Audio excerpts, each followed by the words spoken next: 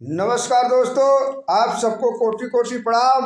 हम आपको यह दर्शाना चाहता हूँ कि भारत में प्रजातंत्र स्वतंत्रता प्राप्त होने के कुछ समय पूर्व ही भारत में एक संविधान सभा की स्थापना की गई थी, जिसने 26 नवंबर 1949 को संविधान निर्माण का कार्य पूर्ण कर किया और 26 जनवरी 1950 से यह संविधान लागू किया गया। संविधान द्वारा भारत में एक प्रजातंत्रात्मक गणराज्य की स्थापना की गई और प्रजातंत्र के आधारभूत सिद्धांत वास्तविक मताधिकार को स्वीकार किया गया। संविधान के द्वारा एक धर्मनिरपेक्ष राज्य की स्थापना की गई और नागरिकों को शासन के हस्तक्षेप से स्वतंत्र रूप से मौलिक अधिकार प्रदान किए गए। व्यवहार में भी भारतीय नागरिक इन स्वतंत्रताओं का पूर्ण उपयोग कर रहे हैं। इस प्रकार यह कहा जा सकता है कि भारतीय संविधान आदर्श रूप में एक लोकतांत्रात्मक संविधान है।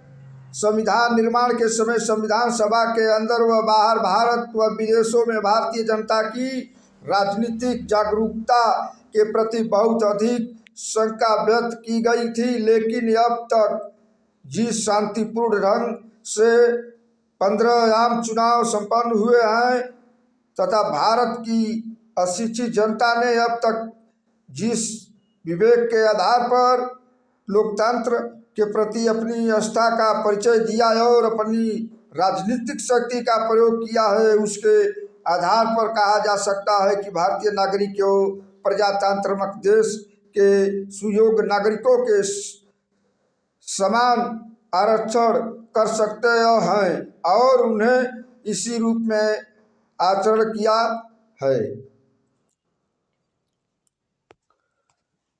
भारतीय जनता 1950 से लेकर अब तक निरंतर अपनी राजनीतिक जागरूकता और परिपक्वता का लोकतंत्र के प्रति अपनी आस्था का परिचय दे चुकी है। मार्च 1977 के लोकसभा चुनाव में उसके द्वारा अधिनायकवाद की ओर बढ़ती हुई प्रवृत्तियों का विरोध करते हुए लोकतंत्र का समर्थन किया गया।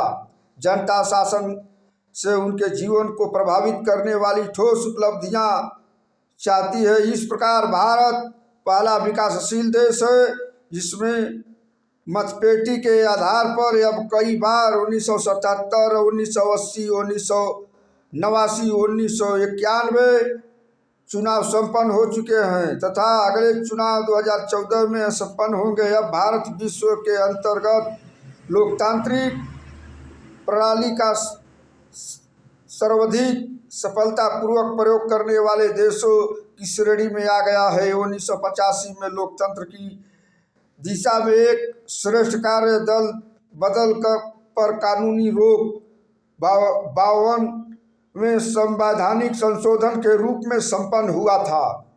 इस कानून के में कुछ कमियां अनुभव की गई। इन कमियों को दूर करते हुए 91 संवैधानिक संशोधन 2003 ईस्वी के आधार पर दल बदल पर पूर्णतया कानूनी रोक लगा दी गई है।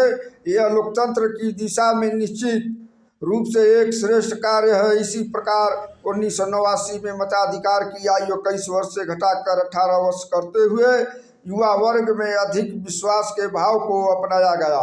भारत जैसे देश में लोकतांत्रिक व्यवस्था का मूलधार गांवों का विकास और गांवों में सदियों से चली आ रही पंचायत व्यवस्था को सुदृढ़ करना ही हो सकता है। अतः पहले 2 अक्टूबर 1959 ईस्वी से पंचायतों राज्यों की व्यवस्था को अपनाया गया तथा इसके उपरांत पंचायती राज और शहरी क्षेत्र की स्थानीय स्वशासन व्यवस्था की कमियों को दूर करने के लिए 1992 ईस्वी में 73वां और 74वां संविधान संशोधन अधिनियम पारित किया गया। यह अधिनियम अप्रैल 1993 लागू हुआ है। इसमें सामाजिक न्याय की दृष्टि से अनुसूचित जातियों जनजातियों के अतिरिक्त स्थानीय संस्थाओं में महिलाओं के लिए 1/3 स्थान आरक्षित किए गए। स्थानीय स्वशासन लोकतांत्रिक व्यवस्था का मूलधार होता है, अतः आशा की जा सकती है कि सुदृढ़ स्थानीय शासकीय व्यवस्था भारत को लोकतांत्रिक व्यवस्था की सफलता में बहुत सहायक सिद्ध होगी। लोकतंत्र का लक्ष्य समाज के सभी वर्गों का विकास होता है। इस दृष्टि से महत्वपूर्ण तथ्य यह है कि स्थानीय स्वशासन की इस व्यवस्था के अंतर्गत अनुसूचित जाति और जनजातियों के साथ समाज के सभी वर्गों की महिलाओं को पंचायती राज संस्थाओं और शहरी क्षेत्रों की स्थानीय स्वशासन संस्थाओं में 1/3 स्थानों पर आरक्षण प्रदान किया गया है।